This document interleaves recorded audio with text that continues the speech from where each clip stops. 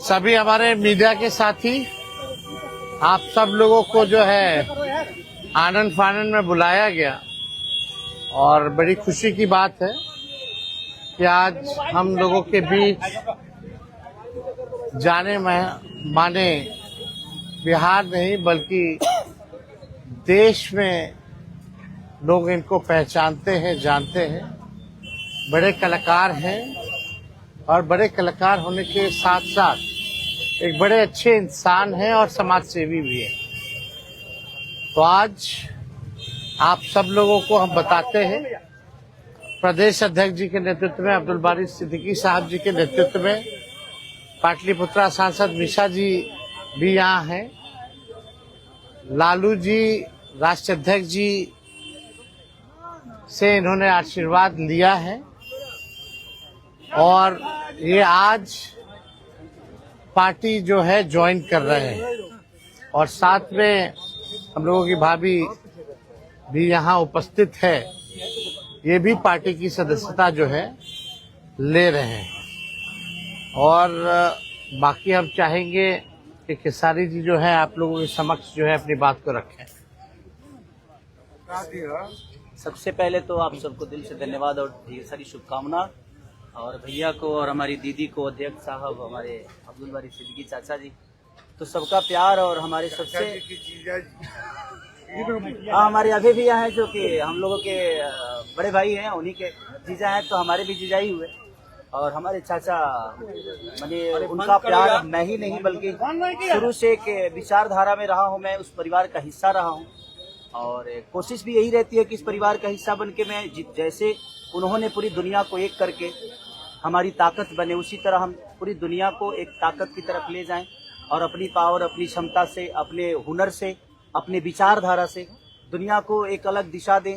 जो चीज़ें हमारे बीच में अभी तक हम अधूरे हैं, मैं हमेशा कोशिश यही रहा है कि जिस तरह मैं मुंबई शहर में रह के अपने बच्चों का परवरिश कर रहा हूँ, अच्छे स्कूल दे रहा हूँ, अच्छे अस्पताल दे रहा हूँ, उसी तरह हमारे बिहार के बच्चों का भी भविष्य हमारे बच्चों की तरह तय हो और हमारे बच्चों को बाहर गांव ना जाना पड़े। और उस विचारधारा में हमेशा भैया आगे रहे हैं और आप लोगों ने 17 महीने में इनका कारनामा देख ही लिया था। तो एक बार बदलने की जरूरत है और उस बदलाव में मैं थोड़ा सा एक मेरा भी हिस्सा हो और मैं उस सरकार को बदलने में और एक अलग दिशा में ले जाने में और एक बेहतर सरकार बनाने में एक मेरा योगदान हो, उसी के लिए मैं भी जुड़ा हूँ भैया से। और आज से नहीं, आज तो मैं आप लोगों के सामने पब्लिकली हुआ, बट मैं हृदय से और दिल से हमेशा से मैं इस परिवार का हिस्सा रहा हूँ और हिस्सा ही नहीं बल्कि एक परिवार का बेटा भी हूँ। मैं एक छोटा बेटा की तरह हमेशा प्रयास रहा हूँ और चाचा का आशीर्वाद हमेशा मुझे मिला है, राबड़ी माता का आशीर्वाद मिला है, दीदी का मिला है, भैया का मिला है, बल्कि इस समाज के और इस परिवार से जो मुझे प्यार मिला है, शायद वो मुझे बाकी जगह मिले या ना मिले उससे मुझे कोई फर्क भी नहीं पड़ता। बट मैं हमेशा प्रयास करता हूँ कि एक बेहतर दिशा में जो चीजें चल रही है, आज आप सब लोग बदलाव चाहते हैं, मैं ही नहीं, मुझे लगता है कि पूरा बिहार बदलाव चाहता है और उस बदलाव में एक मेरा भी योगदान हो, इसीलिए इस बदलाव के साथ मैं भी जुड़ना है। देखिए एक मिनट, जैसा इन्होंने कहा कि कोई एमएलए मुख्यमंत्री और सरकार बनाने की बात नहीं है बल्कि हम लोगों को बिहार बनाने का काम करना है और हम लोग नए सोच के हैं, नया बिहार बनाना है।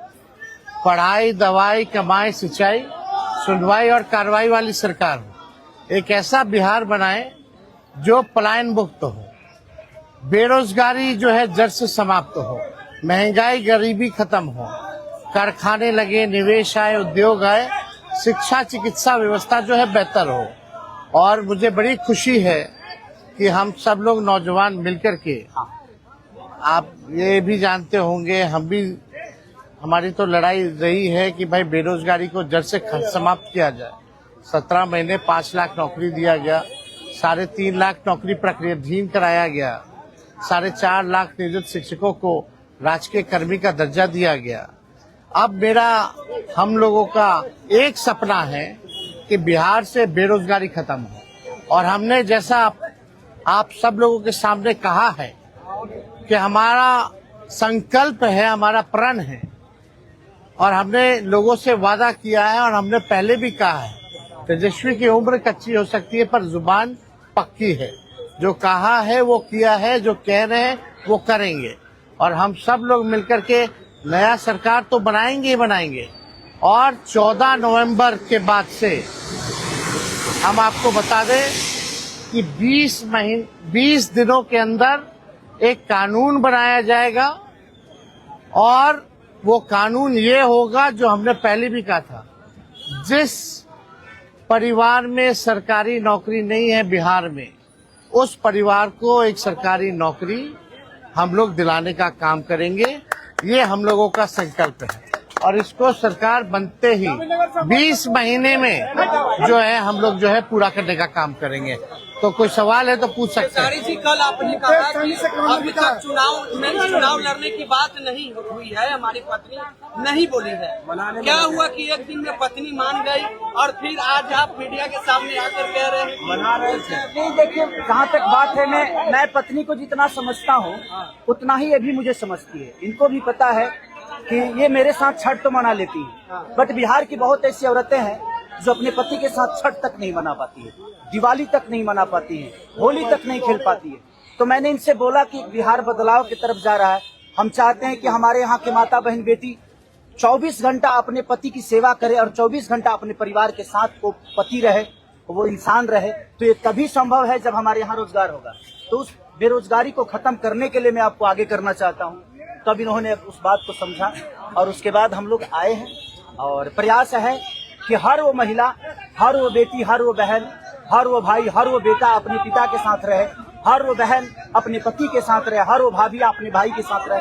तो मेरी ये प्रयास है कि आजीवन जिस तरह बाकी शहरों में लोग अपने पति पत्नी के साथ, अपने परिवार के साथ, अपने माँ बाप के साथ रह के और खुशियों के त्योहार में रहते हैं, उसी तरह हमारा बिहार भी कोई जाए ना, गुजरात के लोग यहाँ आकर काम करे, कलकत्ता के लोग यहाँ आकर काम करे, दिल्ली के लोग यहाँ आकर रोजगार करे। हम यही चाहते हैं और इस संवाद के साथ आप सबको भेज। चुनाव आप लड़िएगा या पत्नी लड़ेगी? चुनाव आप लड़िएगा या पत्नी लड़ेंगी आपकी? ये लड़े चाहे मैं लड़े, अर्धांगिनी है ना, एक ही बात है। देखिए, जीवन में पति पत्नी का जो प्रेम होता है ना, वो दुनिया में उससे बड़ा प्रेम नहीं है। माँ बाप के बाद अगर कोई संभालता है किसी बच्चे को, वो आपकी अर्धांगिनी ही होती है। तो मैं लड़ूं या ये लड़े, बात एक ही है। आरजेडी आपने क्यों चुना? आरजेडी बता तो दिए सर, एक ही चीज में क्या जहाँ बदलाव होता है वहीं मैं रुकता हूँ, वहीं रहता हूँ। अब शहर में, हर जिला में जाऊंगा मैं। अब हर जिला। चलिए, सदस्यता जो है ज्वाइन करना। चलिए आइए।